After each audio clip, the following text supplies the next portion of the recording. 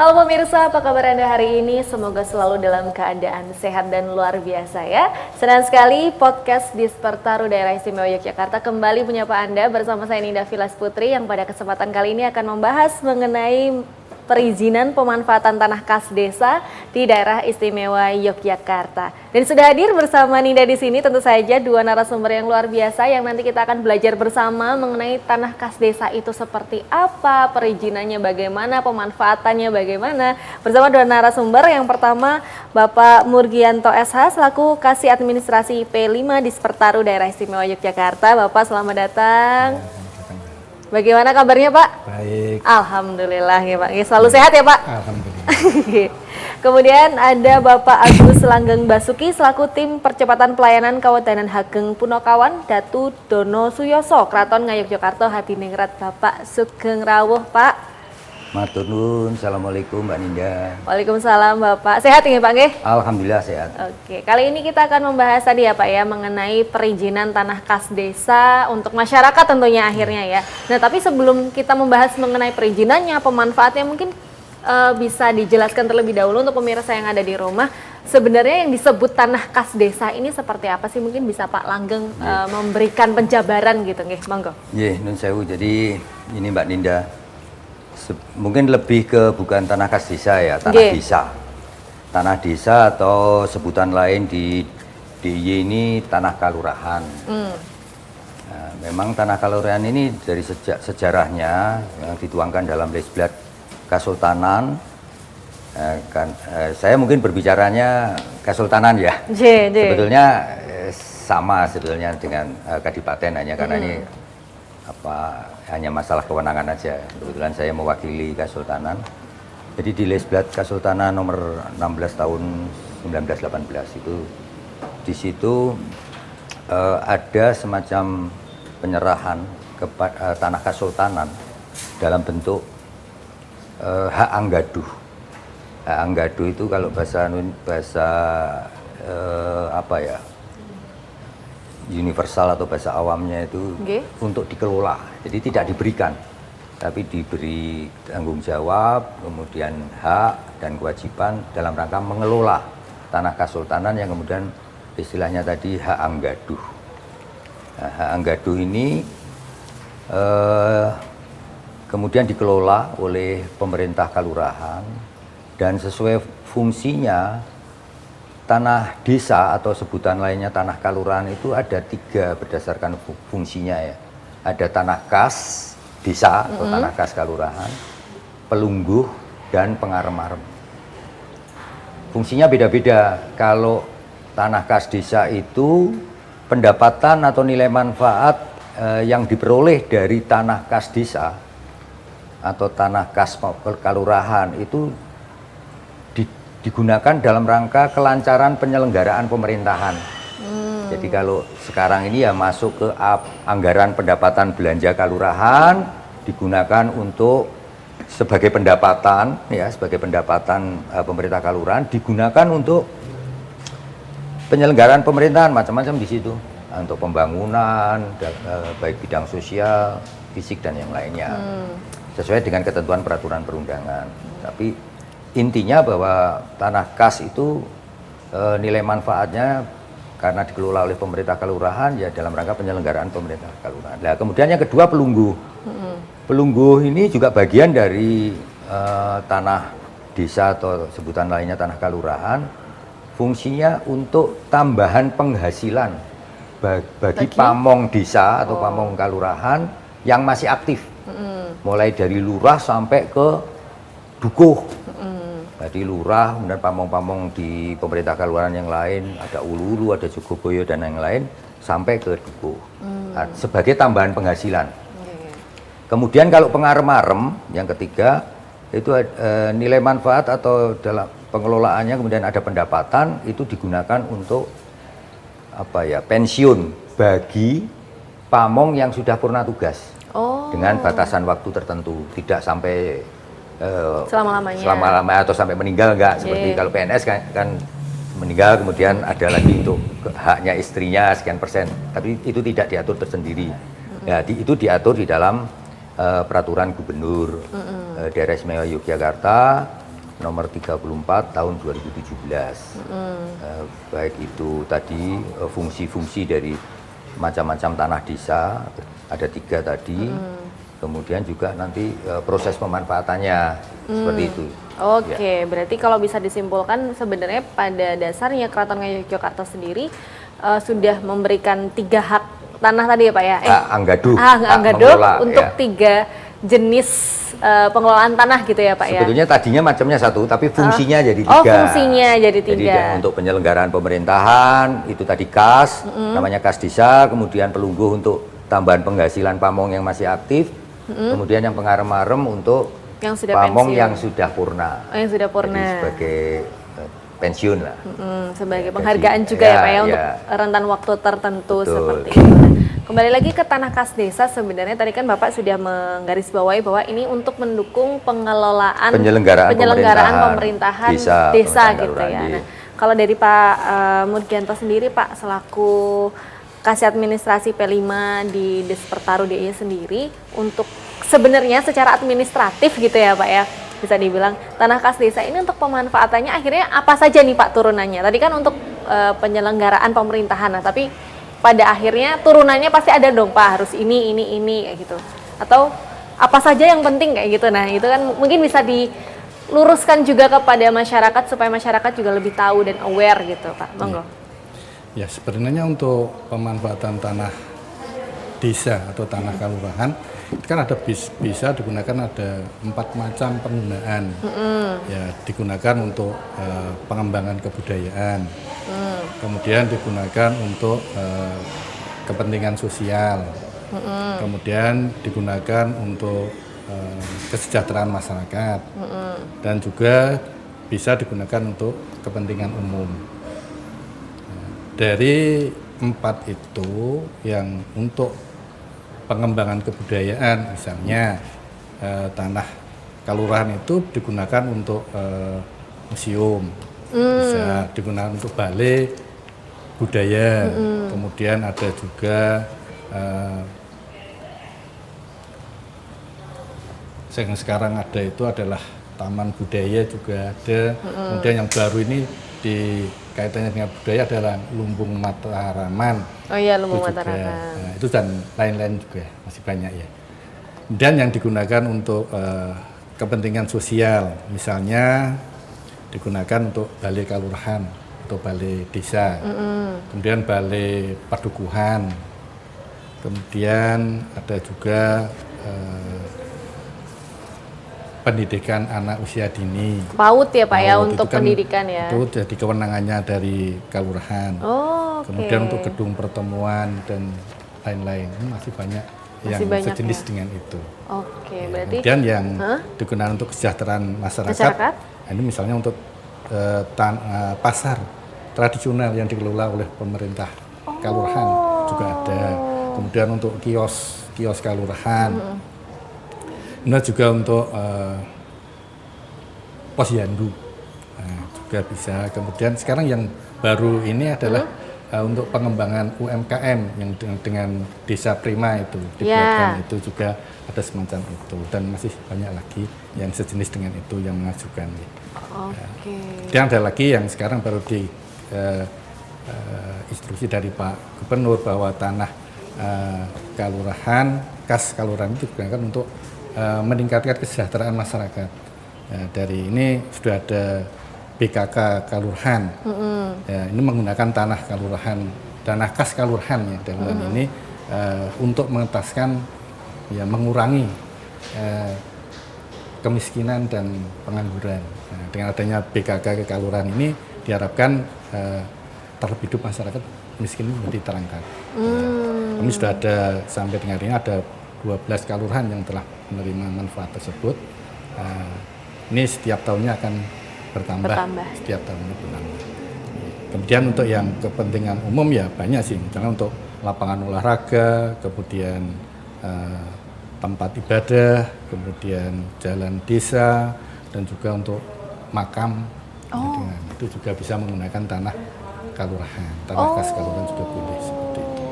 Nah, ini aturan seperti itu, Pak.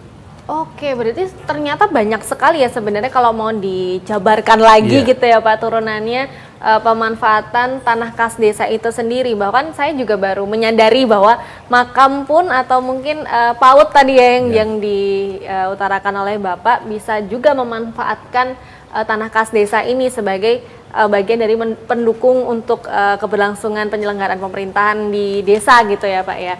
Dan juga banyak sekali kayak misalnya museum atau mungkin taman budaya yang sekarang sedang marak juga diadakan gitu ya Pak ya. Lumbung Mataraman, kemudian tadi ada untuk bidang Posyandu, UMKM juga karena memang sebenarnya daerah istimewa Yogyakarta sedang mendorong gitu ya Pak ya untuk memajukan UMKM di daerah istimewa Yogyakarta gitu. Nah tapi mungkin sebenarnya pada dasarnya ini kita kembali lagi ke zaman dulu nih Pak. Akhirnya kita mengingat kembali ke zaman dulu. Gimana ya? Keraton Ngayogyakarta memberikan hak Anggaduh tadi itu sebenarnya pada dasarnya dulunya itu gimana sih Pak? Kok akhirnya turunannya bisa sebanyak ini gitu. Pak Langgeng mungkin bisa memberikan sedikit cerita dan supaya kita juga bisa mengingat sejarahnya gitu ya bahwa tanah kas desa ini sebenarnya atau hak Anggaduh ini sebenarnya untuk ini loh pada dasarnya gitu monggo. Jadi sebetulnya kalau dilihat dari histori kemudian perkembangan sampai dengan sekarang dinamika, karena dinamika kehidupan termasuk pembangunan di masyarakat ini kan jadi lebih beda ya dengan sebelumnya. Tapi pengelompokan tadi bahwa pemanfaatan tanah desa atau sebutan tanah kalurahan itu kan prinsipnya kan dalam rangka kesejahteraan masyarakat, dalam rangka untuk kepentingan-kepentingan sosial, kemudian yang ketiga dalam rangka kebudayaan.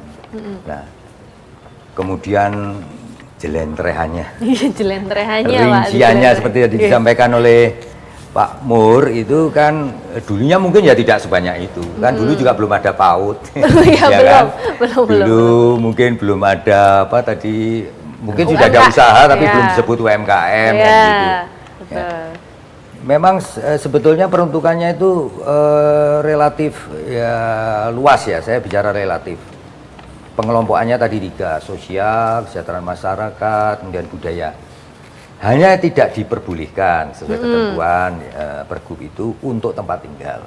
Jadi pada prinsipnya untuk usaha boleh, untuk kegiatan sosial boleh, untuk dalam rangka layanan publik misalnya pembangunan balai desa, pembangunan balai budaya, untuk makam kalau memang di situ dibutuhkan makam dan belum ada tanah makam, kemudian masyarakat membutuhkan, semua itu diatur, sekarang ini semua itu diatur secara detail sebagai turunan dari Pergub 34 2017, Pergub DIY, ada namanya di masing-masing kalurahan pasti ada peraturan kalurahan untuk mengatur lebih detail itu.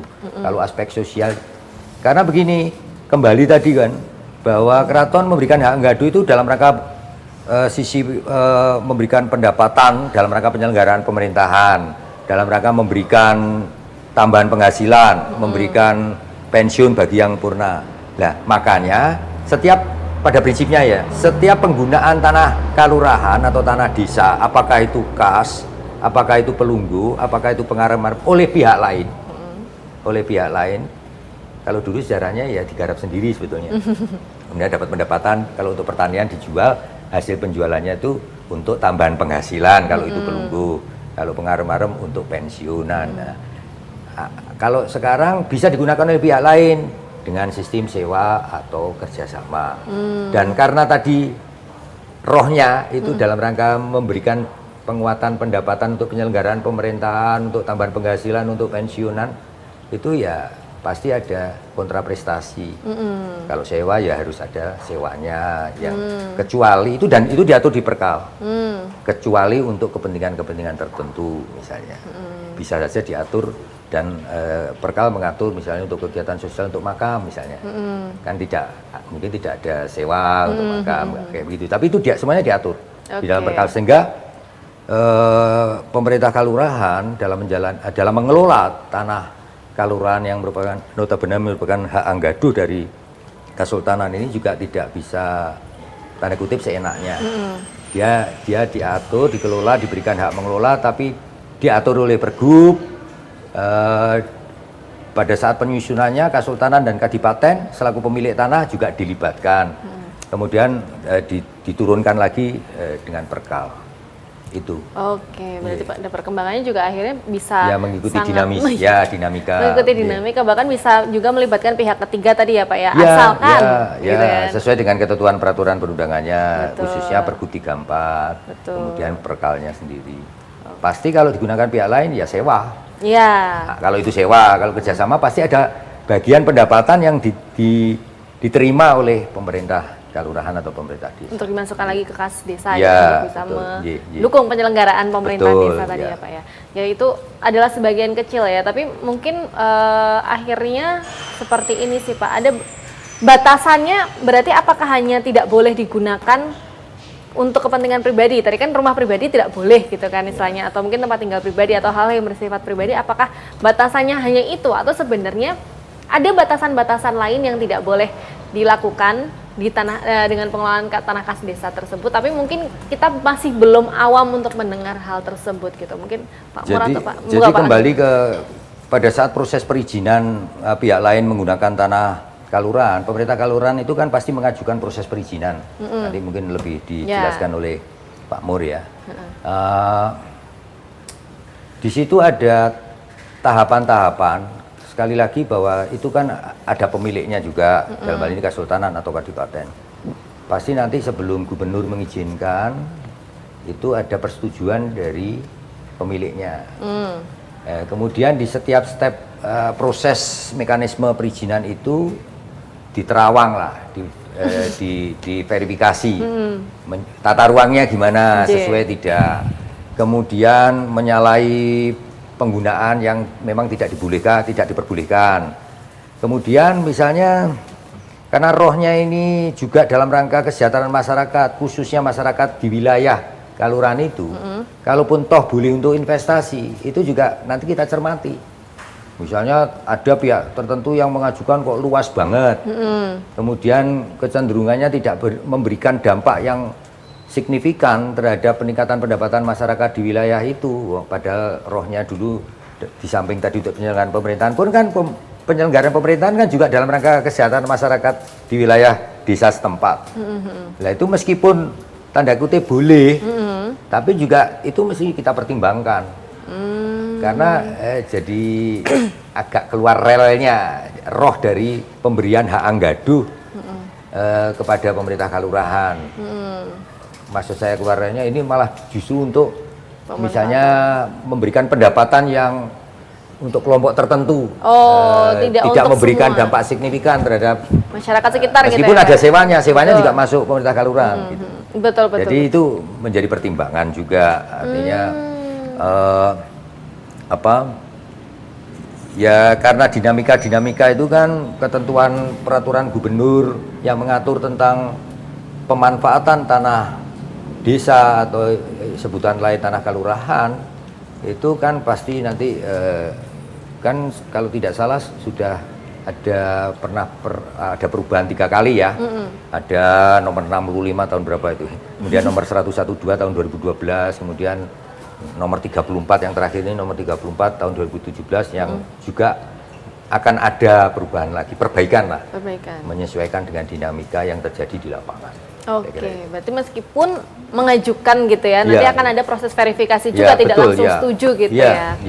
Oke, nah tapi Pak Mur, langsung ke Pak Mur, tadi udah beberapa kali senggol oleh Pak Langgeng soalnya, mengenai prosedur atau mungkin administrasinya gitu ya, bagaimana seseorang atau sekelompok atau mungkin masyarakat itu sendiri bisa akhirnya memanfaatkan tanah kas desa yang sudah diberikan gitu. Apakah ada istilahnya terms and condition atau mungkin kelengkapan mengenai administratif yang memang harus dipenuhi terlebih dahulu, atau kalau untuk warga desa ya udah langsung dimanfaatin aja atau gimana, itu mungkin bisa dijelaskan Pak, mau nggak Pak?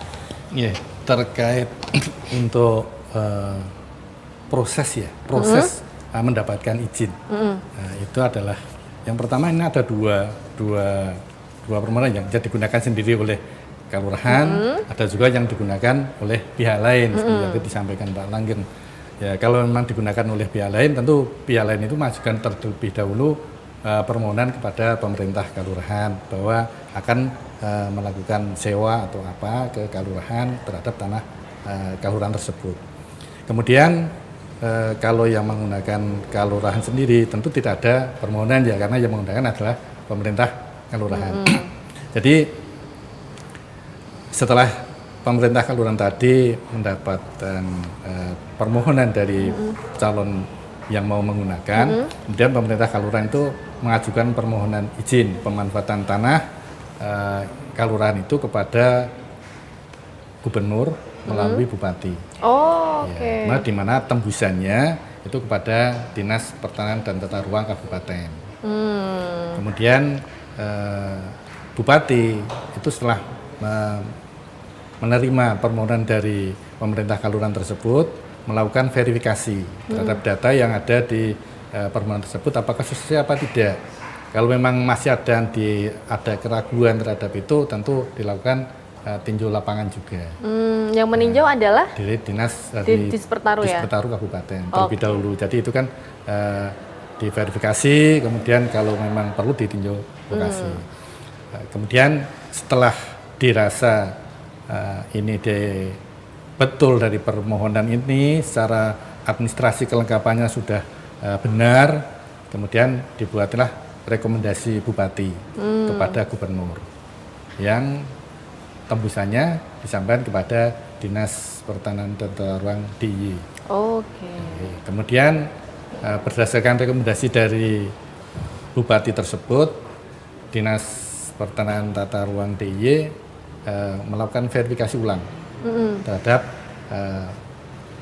permohonan tersebut. Apakah benar isinya? Mungkin kelengkapannya sudah benar, tapi kedalaman isinya ada tulisan persilnya yang masih nggak pas juga, nggak sama dengan yang ada di Perdes, ataupun permohonan dari bupati itu menulisnya tidak sama dengan permohonan yang ada dari kelurahan, sehingga itu kita perlu verifikasi ulang. Kemudian ya kalau kita masih kurang yakin, karena ini permohonan kadang-kadang sudah setahun yang lalu atau setengah tahun yang lalu, kita juga perlu melakukan cek lokasinya. Dan kita klarifikasi data ini ke kelurahan. Benar nggak ini? Benar yang diajukan ini posisinya sekarang seperti apa? Apakah sudah ada pembangunan apa belum? Kita juga akan melakukan seperti itu.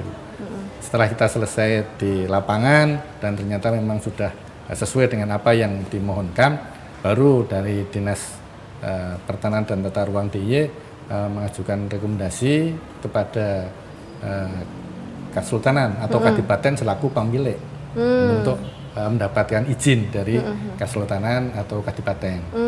Kemudian berdasarkan izin dari Kesultanan tersebut, kemudian Dinas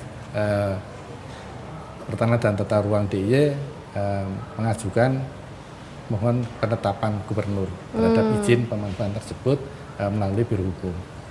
Gitu. Setelah itu tentu kalau itu disetujui oleh Pak Gubernur, dikembalikan kepada Dinas Pertanahan dan Tata Ruang DIY, baru itu diserahkan kepada pemohon. Seperti itu prosedur dari awal sampai akhirnya seperti itu. Rutenya seperti itu ya, dan memang harus tadi melewati beberapa kali verifikasi akhirnya ya Pak ya. Ya. Kenapa akhirnya verifikasinya itu lebih dari satu kali? Maksudnya kan akhirnya kan banyak verifikasi yang dilakukan gitu Kak. Sebenarnya apa yang ingin dipastikan lagi gitu ketika di kabupaten sudah diverifikasi, itu sama DIY diverifikasi lagi tuh Pak? Ya tentu kami juga tidak mau ada kesalahan di situ. Dari kami pun juga melakukan verifikasi, nanti di Kesultanan juga diverifikasi lagi. Ya, karena kita akan mengeluarkan ini betul-betul data itu valid ya. Jadi ketika nanti ada permasalahan, data itu tidak jadi simpang siur. Datanya sama, jadi dari awal sampai akhir keluar itu datanya sama. Kadang-kadang memang ada yang salah dalam penulisan, misalnya harus ada di persil berapa itu ada 5, 6 misalnya terbalik 65 itu kan gitu ya, Pak, tapi secara kelengkapan berkas sudah lengkap. Iya. Ya, semua kan gitu, ya kita bisa aja salah di situ. Betul. Nah, atau mengutipnya di perdes itu kan terlalu banyak dan kecil-kecil mungkin salah juga seperti itu. Kita harus cermati lagi. Atau kemungkinan kita cocokkan lagi di lapangan ternyata sudah berbeda ya. Di situ ternyata belum dibangun pada waktu pengajuan, tapi karena sudah setahun atau setengah tahun yang lalu kita lakukan di lapangan sudah ada bangunannya. Kami harus melakukan kami sampaikan rekomendasi ini setelah dilakukan tinjau lokasi seperti apa hasilnya. Ini kami sampaikan apa adanya di Kesultanan atau Kadipaten, sehingga dia akan mengambil kebijakan seperti apa, ini diizinkan apa tidak, karena sesuai dengan kondisi di lapangan saat ini. Oke, begitu. Nah, paling banyak nih Pak yang mengajukan. Nah, itu tadi kan yang mengajukan adalah yang pihak ketiga ya Pak ya. Kalau yang pihak pertama, maksudnya yang dari desa sendiri, gitu, pihak yang punya gitu. Apakah perlu juga perizinan yang sama seperti itu atau langsung ya udah bangun aja atau cuma sekedar pemberitahuan gitu biasanya? Yang menggunakan kelurahan sendiri sama. Kan di situ kalau berubah fungsi, fungsi awalnya dari tanah kelurahan itu untuk pertanian. Jadi ketika berubah non pertanian, baik itu digunakan oleh pemerintah kelurahan sendiri atau pihak lain yang mau menggunakan, itu harus dengan izin gubernur. Prosedurnya sama. Sama prosedurnya mirip ya Pak ya. Oh berarti misalnya ini untuk pertanian, tapi ternyata di desa atau di kelurahan tersebut belum ada PAUD gitu. Akhirnya pengen membuat PAUD kayak gitu, tetap ada prosedurnya gitu ya Pak ya. Begitu, seperti itu. Nah, paling banyak nih Pak yang ngajuin biasanya tuh apa sih Pak yang ini? Saya jadi kepo nih. Boleh apa bocorin dikit ya Pak ya? Biasanya apa? Ya? Apakah PAUD juga atau maksudnya kan kita bisa melihat akhirnya perkembangan desa tersebut dari jenis-jenis apa saja yang diajukan gitu kan Pak? Gitu. Ya kalau sekarang ya untuk dari digunakan oleh pemerintah kelurahan sendiri ini banyak yang mendapat dana dari yang BKK tadi, BKK ataupun dana dari instansi yang lain. Ada yang tadi saya sampaikan adalah untuk Desa Prima itu dapat bantuan untuk membuat gedung, untuk membuat dari hasil dari showroom gitu ya. Showroomnya juga ada pengolahannya, pabriknya gitu. Itu kan dari UMKM itu situ jadikan satu juga ada. Kemudian sekarang yang sudah baru ngetrennya sekarang kan pariwisata. Gimana tuh Pak? Dari desa itu mengajukan untuk membuat destinasi wisata. Ya, dari situ kan dikembangkan. Karena itu juga berubah fungsi ya. Biasanya dari pertanian ada langsung dibuatkan untuk destinasi wisata untuk macam-macam lah wisata itu, ada yang wisata alam, wisata buatan dan sebagainya. Ini tentu ada dukungan dari dana keistimewaan dari Dinas Pariwisata misalnya gitu. Sehingga ini harus kalau mau mengajukan ya berubah fungsi harus ada izin dari gubernur. Gitu. Berarti memang sekarang trennya tuh baru UMKM dan pariwisata gitu ya Pak ya. Sudah, maksudnya PAUD pun akhirnya sudah mulai bergeser karena sudah punya biasanya ya Pak ya kayak gitu. Kalau dulu kan mungkin beberapa waktu yang lalu pendidikan anak usia dini itu menjadi concern, tapi sekarang sepertinya di kelurahan juga sudah bergerak gitu akhirnya ke sudah berkurang sih. Maksudnya sudah bergerak ke arah yang lain gitu kan, ke pariwisata dan juga UMKM tadi ya Pak ya, untuk showroomnya gitu atau mungkin pabrik. Rest area juga sekarang kan baru baru itu banyak tuh banyak yang menggunakan mengajukan untuk rest area juga, terutama di wilayah-wilayah yang dekat sekarang baru di JJLS itu. Itu kan banyak yang mengajukan untuk rest area gitu ya Pak ya, dan masih diproses ya Pak akhirnya Pak. Itu berapa lama sih Pak biasanya Pak kalau ini? Apa banyak banget ya Pak ya kalau yang kayak gitu akhirnya? Kalau saya banyak sih, nggak banyak, paling hanya berapa sih, 80-an. Itu banyak Pak, itu belum itu belum per bulan atau per hari. Ya, katakan kan dari masing-masing kabupaten mengajukan ya 5 kan sebulan 2 kan sudah 10 ya, 1 bulan. Nah, itu kan nanti ya harus muter ke proses verifikasinya ya Pak ya yang ini ya. Oke, memang harus diverifikasi supaya nanti tidak ada miskomunikasi tadi antara tulisan maupun yang di kenyataannya atau di lokasinya langsung gitu. Takutnya nanti ada perubahan 5 ke 6 jadi 6 ke 5 gitu kan, jadi tidak baik gitu ya pemirsa. Nah, tapi mungkin sedikit ini Pak dari Pak Langgeng sendiri Pak, kalau sebenarnya untuk sekarang akhirnya kalau dari keraton sendiri melihat tanah kas desa itu sebagai kemana sih Pak akhirnya arahnya? Apakah memang apapun yang penting kesejahteraan kayak gitu, atau sebenarnya ada yang ingin difokuskan dari Keraton Ngayogyakarta sendiri Pak? Yes, saya kira tetap kita kembalikan ke rohnya pada saat memberikan Anggadu, meskipun tanda kutip dalam rangka memberikan pendapatan untuk penyelenggaraan pemerintahan, untuk tambahan penghasilan dan untuk pensiun.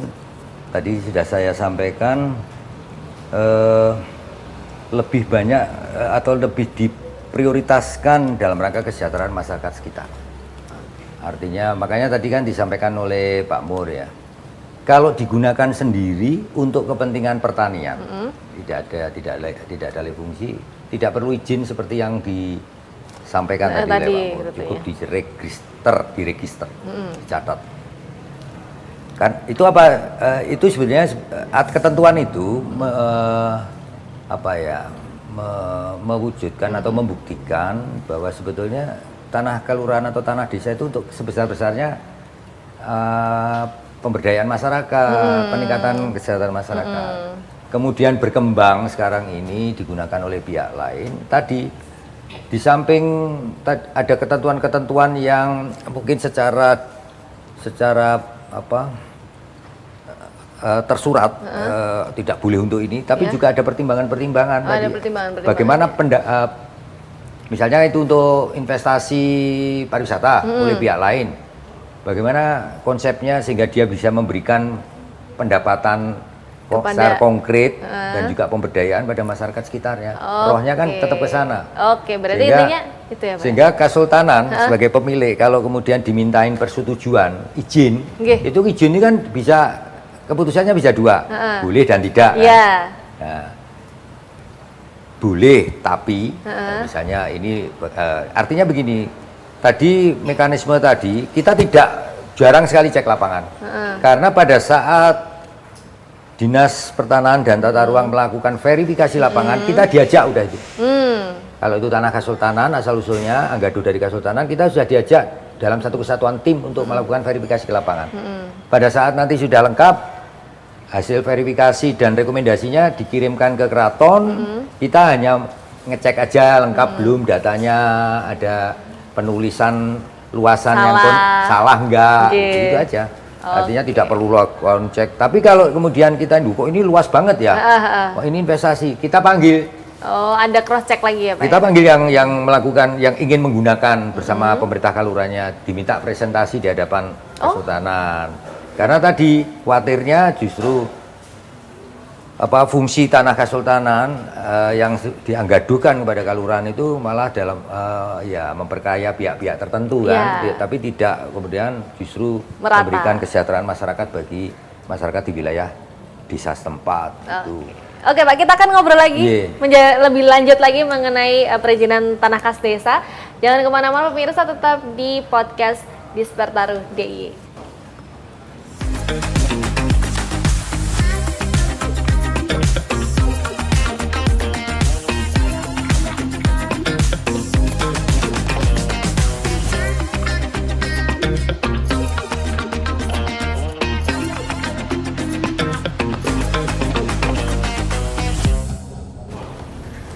Masih di podcast Dispertaruh DIY, masih bersama saya Ninda Vilas Putri, Pak Mur dan juga Pak Langgeng, masih ngomongin soal perizinan tanah kas desa tadi, bahwa tanah kas desa merupakan aplikasi dari hak anggaduh dari Keraton Ngayogyakarta yang akhirnya pada perkembangannya pun diatur gitu ya Pak, sedemikian rupa dan melibatkan salah satunya Dinas Pertanahan dan Tata Ruang DIY gitu ya. Salah satunya tadi skemanya kalau mau izin harus ada beberapa kali verifikasi, tapi itu penting supaya kita bisa sama-sama mengawasi juga ya Pak ya fungsi dari si tanah kas desa itu sendiri. Tapi Pak Mur, ini saya masih agak penasaran ini Pak mengenai ketika kita mengajukan sebenarnya persyaratan administratifnya, maksudnya kayak apakah harus ada surat apakah harus ada fotokopi KTP, apakah harus ada foto 3x4 kayak gitu apa saja sih Pak sebenarnya gitu yang dibutuhkan gitu ketika masyarakat pengen mengelola tanah kas desa tersebut? Monggo.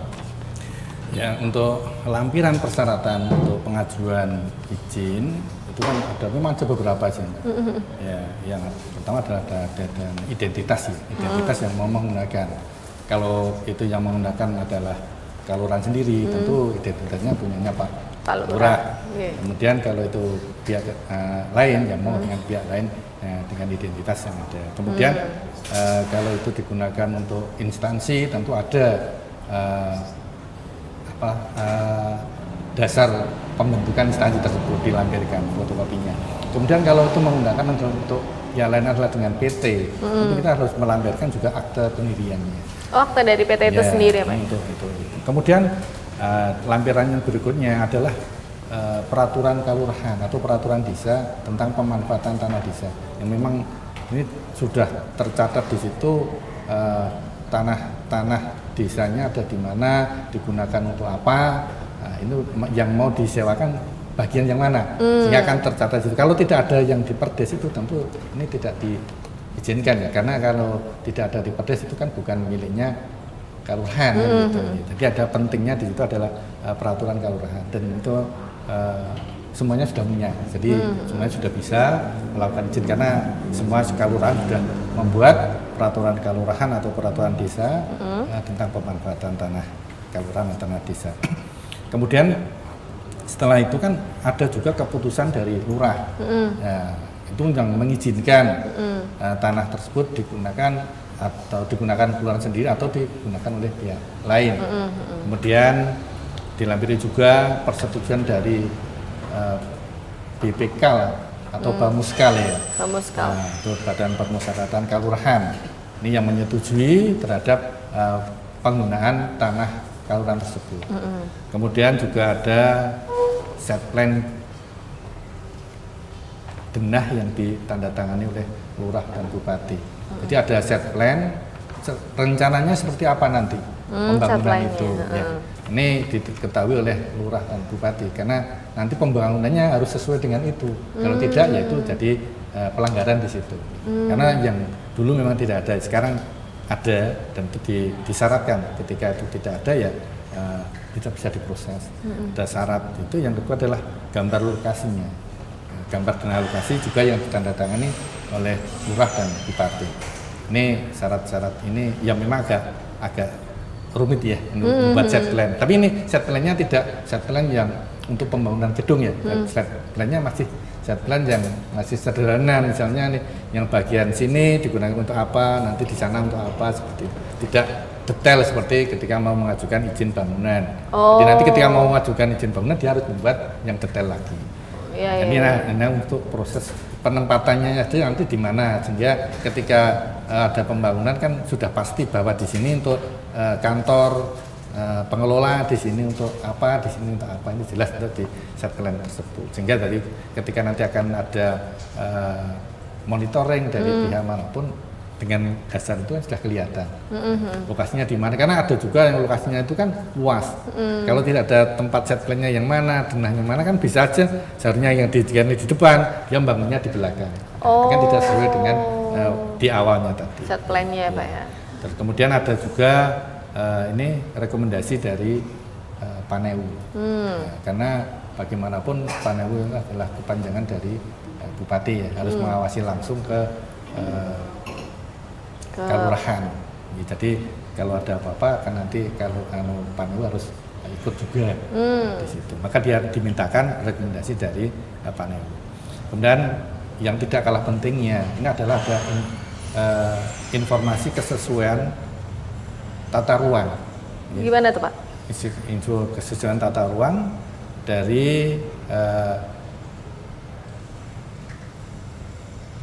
penataan ruang, forum penataan ruang di kabupaten. Jadi sesuai nggak tata ruangnya di situ? Misalnya mau dibangun gedung, itu masuk lahannya lahan sawah yang dilindungi atau sudah menjadi boleh digunakan untuk bangunan. Kan kadang-kadang mengajukan itu ini termasuk lahan yang dilindungi, tapi dia mengajukan untuk bangunan, kan tidak boleh seperti itu. Sehingga kan ini dipentingkan informasi. Kalau dulu adalah rekomendasi, tapi sekarang rekomendasi itu tidak diberikan, hanya diberikan kepada ketika mau mengajukan KKPR. Tapi ini kan untuk mengajukan izin ini hanya dibutuhkan informasi kesesuaian tata ruang dari forum penataan ruang daerah.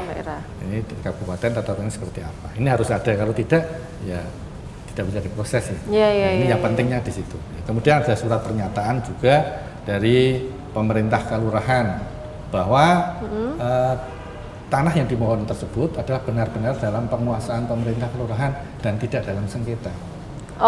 Ini juga penting, soalnya ketika disewakan ternyata ada pihak lain yang telah menguasai, kan jadi permasalahan di belakang. Maka ini diminta dari Pak Lurah membuat pernyataan seperti itu. Kemudian ada juga surat pernyataan dari calon pengguna. Kalau itu pihak lain ya dari pihak lain, kalau dari Kalura sendiri ya dari Kalura sendiri bahwa tidak akan menambah keluasan. Kemudian tidak akan mengalihfungsikan izin yang diberikan. Kemudian tidak akan mengalihkan izin. Jadi ketika mengalihkan izin saya yang diberikan saya tak alihkan kepada Pak Langgeng, itu tidak boleh. Kemudian kalau mengalihkan fungsinya, kami mengajukan izin ini untuk UMKM misal. Untuk UMKM digunakan untuk tempat tinggal misalnya, atau untuk pariwisata itu kan tidak boleh. Jadi kan sesuai dengan apa yang diizinkan tersebut. Kemudian ada proposal yang memuat tentang latar belakang, kemudian peruntukannya untuk apa, minimal seperti itu. Terus ada letaknya di mana yang mau digunakan, itu ada persil nomor berapa atau SHM nomor berapa, SHP nomor berapa yaitu, atau persil nomor berapa, letaknya di pedukuhan mana, kelurahan mana, kapanewon mana, dan kabupaten mana. Terus kalau pihak lain kan itu ada jangka waktu berapa tahun dia mau menyewa, itu. Seperti itu. Itu persyaratan yang harus dilampirkan dalam pengajuan izin pemanfaatan tanah kelurahan. Oke. Nah terkait dengan jangka waktu ini Pak, akhirnya kan saya penasaran gitu ya. Saya mau nanya penasaran, kepo apa sih bahasanya, penasaran gitu.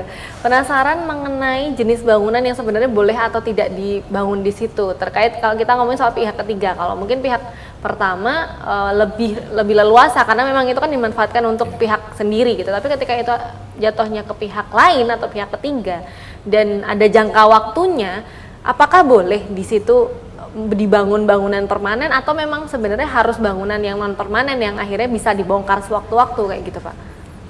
Bangunan permanen boleh, jangka waktunya bisa 20 tahun dengan Pergub 34 ya. Pergub 34 tahun 2017 itu kan sewa tanah kelurahan itu bisa sampai 20 tahun ya maksimal.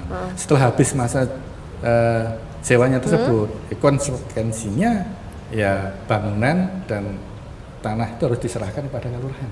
Apa yang di atas? Penyewa harus memperhitungkan juga sampai itu nanti ketika sudah selesai sewanya selama 20 tahun itu harus diserahkan kepada kelurahan. Itu tentu akan ada perhitungan sendiri terhadap yang mau menyewa apakah mau seperti itu. Nah maksudnya kan mungkin banyak juga masyarakat yang akhirnya pengen membangun gitu kan, pengen bekerja sama juga, investasi juga, tapi melupakan ada hal seperti ini bahwa nantinya selama maksimal 20 tahun itu bangunan dan juga tanahnya mau nggak mau harus diserahkan kembali ke kelurahan gitu dan menjadi hak milik kelurahan akhirnya kan. Ya itu dibunyikan di dalam izinnya sudah. Gitu. Itu juga jadi concern juga akhirnya dari bapak-bapak juga ya dalam ketika mendapatkan proposal gitu ya Pak. Calon pengguna harus memperhitungkan investasinya karena dia 20 tahun kemudian apa yang dibangun di atas tanah kelurahan itu setelah 20 tahun ini asetnya menjadi bangunan itu asetnya menjadi milik kelurahan. Kalau dia mau menggunakan lagi, artinya perhitungan sewanya kan jadi beda. Betul. Di awal kan dia nyewa tanah kosong, kemudian dia bangun misalnya untuk pariwisata atau untuk rumah makan. Nah, kemudian dia mestinya sudah memperhitungkan dari sisi analisa ekonominya dia, karena dia sudah tahu ini paling lama 20 tahun. Kalau kita berbicara Pergub 34, kemudian setelah 20 tahun aset ini sudah menjadi asetnya pemerintah kelurahan. Berarti nanti kalau saya sewa lagi dan diizinkan, nilai sewanya sudah beda. Ya, karena ada bangunan, dan waktunya juga sudah beda kan. Karena selama 20 tahun itu pun dievaluasi kan.